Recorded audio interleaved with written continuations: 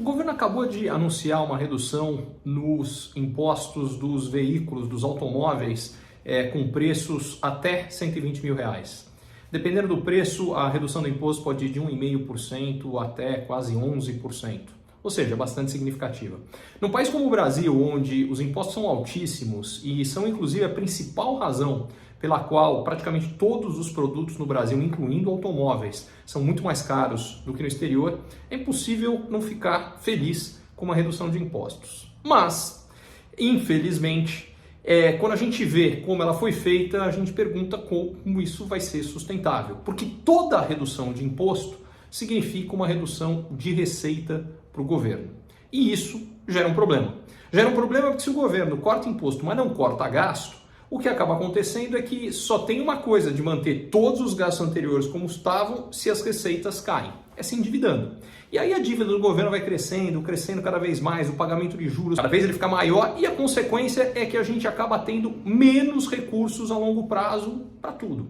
O problema definitivamente não é o corte de impostos. O grande problema é fazer isso sem cortar também gastos públicos. E a forma mais simples de entender é que isso aqui é o equivalente a uma família em que de repente o seu marido ou a sua esposa que tem um pequeno comércio chega em casa e fala: querido, a partir de agora eu vou trabalhar 1 hora a menos, vou passar 1 hora a mais em casa com vocês, com os nossos filhos.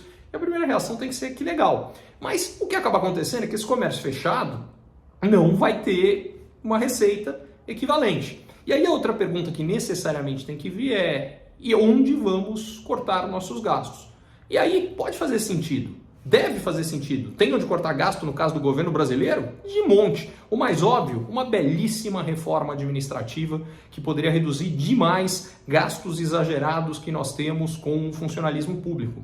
A gente tem no funcionalismo público salários muito mais elevados do que na iniciativa privada. Segundo um estudo que foi feito há alguns anos, na média, para a mesma função, para o mesmo tempo de experiência, o pagamento era praticamente o dobro do que na iniciativa privada, sem contar uma série de outros benefícios, regime de previdência que é diferenciado, enfim.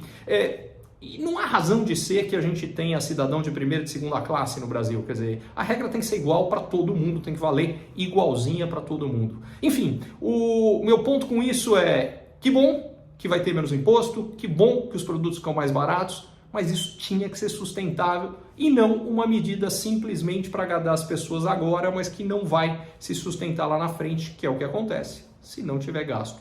Redução de gasto público.